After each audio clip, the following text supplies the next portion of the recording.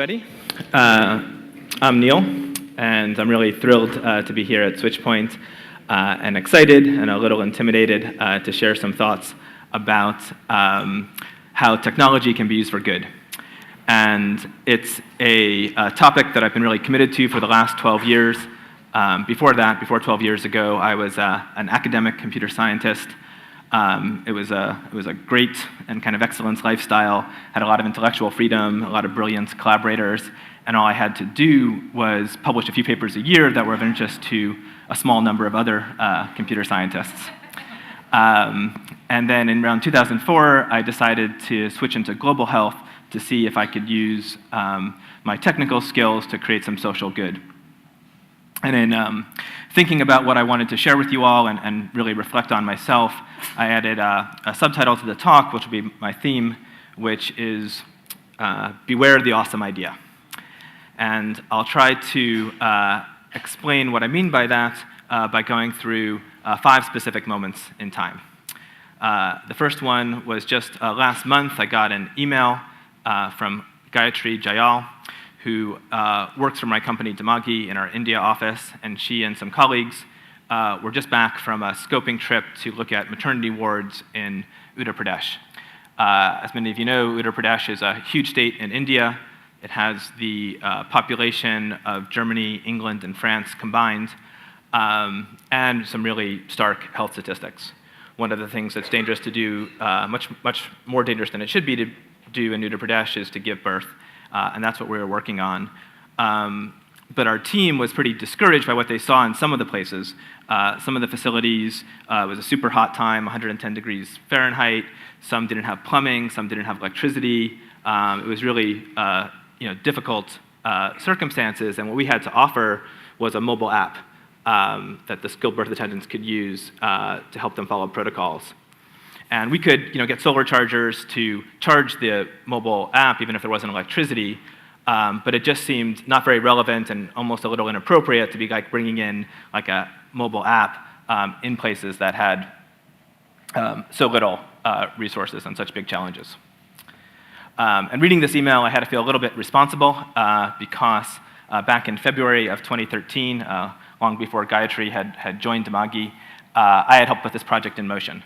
A funder had come to us and asked us if we could digitize the partograph, which is here on your right, which is a paper form that is used by a skilled birth attendant to track and manage a pregnancy. You could record vital indicators, you plot things like the cervical dilation over time, and if your plot crosses those action lines you see, then you know that something bad has happened, such as an obstructed labor.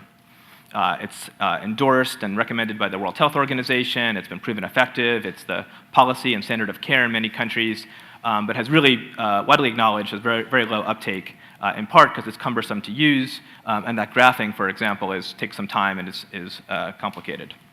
And so we had, as others have had, the awesome idea. Let's just put that onto a mobile app. We can set reminders to tell people when to do the exams. We can capture the information easily. We could automate the graphing. We could do the alerts automatically. We could do text messages, a lot of stuff that very clearly seems like it's way better to just do it on an app rather than paper for this complex task. And we got really interested in the idea. Our funder pulled out, but we kept applying for funding. We got a prototype. Got funding to do a prototype in India. Now we got more funding for a project in Tanzania. We're just about to start a study, and there we're working with some private facilities that have a little bit more resources. Those still serve very vulnerable populations. And even in Uttar Pradesh, we'll work at facilities that have, ones that probably do have plumbing and electricity to start with.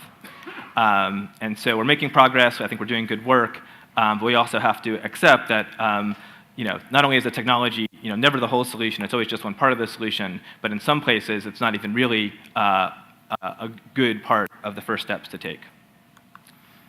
Now, to put this in some context, this project we call mLabor is just one small project that we work on. The larger thing we do, which mLabor is part of, is we have an open source mobile platform called Comcare, and that is used by frontline programs around the world, by several hundred programs in 60 or so countries. And this graph shows every project that's used us on our cloud server. Each layer is one project, and the height, the y-axis, is the number of active users. And we have some education, some agriculture projects. It's mostly health, and the core user is like a community health worker who's using the mobile app to track the clients in the community where she often lives and works. And that spike on the right is not an error. That's what happened in the last month. One project that we've worked on, our team in India has worked incredibly hard on it for the last year and a half with support from the Gates Foundation, the World Bank, the government of India, most importantly. Finally started scaling. And Care International has done a lot of the training, and so it's been an incredibly exciting time for me this last month. Every day I get up and I download the latest data, check to see how many more users there are, whether the users are still using it. So far they are. And so it's just been incredible to see these numbers as well as think about the users. In this case, it's the Anganwadi workers who are nutrition and maternal health users, and there's a picture of some of them being trained in one of their daycare centers. And so it's really, for me, been a dream come true to see this happen. And I know for myself when that dream started. It was September 2007. I was working on some early projects in mobile technology using PDAs, personal digital assistants for basically nurses, and then I visited a group from a Bangladeshi group called BRAC, had an office in Tanzania. They were deploying their very successful model of community health worker programs in Tanzania, and I visited their office, and they showed me their manual for the community health worker, and at least in my mind, it was like 25 pages, and had lots of protocols and like charts and graphs for like how to do things, and a lot of complicated information. So I had the awesome idea, which others have had too, of why not just put that onto a mobile app. You could track all your clients with a simple interface on the phone. Doesn't have to be connected. It could run offline. When you get to connectivity, it could sync with the cloud server. So all the data is there. It's available in real time for all the program managers. We could send back information to help the frontline worker, including motivation and performance improvement messages. We could have decision support and images and audio clips built in. It was easy in 2007 to just see all this ahead. And I'm sure I thought it'd be a few years of effort to like get to big scale. And it's really something to think back on those 10 years and just how much work was involved in getting from here to that graph I just showed you. We had to build a 120-person company. I'm thinking the first 120 people are the hardest, but we'll find out. We had to do a lot of funding efforts and hustling and communications and marketing. We had to deal with tons of mistakes made by us, mistakes made by our partners, try to learn from them fast enough and do adaptation. It's really just been an incredible amount of effort by just a huge number of amazing people to make all this happen, much more than I could have ever dreamed or expected back then. It has a lot of rewards, a lot of great moments, and in fact, that field report I mentioned ended on a very uplifting note for our team. Mostly by coincidence, they bumped into a group of people who had been using Comcare for several years, so not the skilled birth attendants using M-Labor, but community health workers called ASHAs who were using Comcare for their routine care. And it was a very exciting chance meeting. The makers of Comcare with the users of Comcare, they were all thrilled to see each other, and the users of Comcare, the ASHAs, described how the mobile app helped them, how it gave them more legitimacy in their community, how they really believed they were improving the care of their clients through it.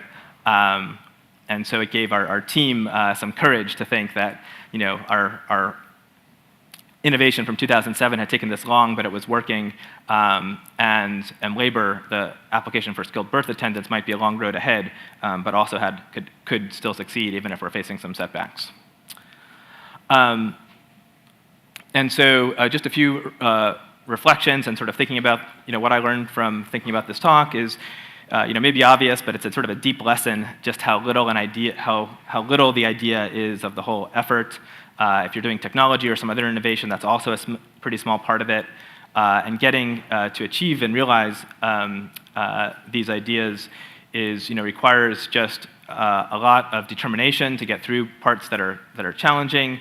I think if anything I've learned, it's the people you surround yourself with have to be the people you want to get through these times with, and can stick together and could push on and keep that vision in mind. I'm still incredibly optimistic about mLabor, even though I'm sure it'll be a lot of work to get to what we had first envisioned back in 2013. And so another way to put this is just to beware of the awesome idea, not just because it's a small part of it, but because it could take over your life for quite a while. And so just as a tiny teaser, there's like a new project I'm working on. I've mentioned it to some of you all. It's a side project outside of Demagi. It's called Shared Nation. It's an experiment in online democracy. We just launched for the first time this Monday. We've got 110 people who are pooling a few dollars each and then collectively deciding how to use it. We'll do our next round in late June. It could be a fun way for us all to stay together and continue to collaborate. And I think about this. We want to, of course, get to 1 million people. I think probably the first 1 million will be the hardest. And now I could have kind of like the perspective or something to think about coming back in SwitchPoint 2022, 2025, and telling you about how this idea played out. Thanks very much.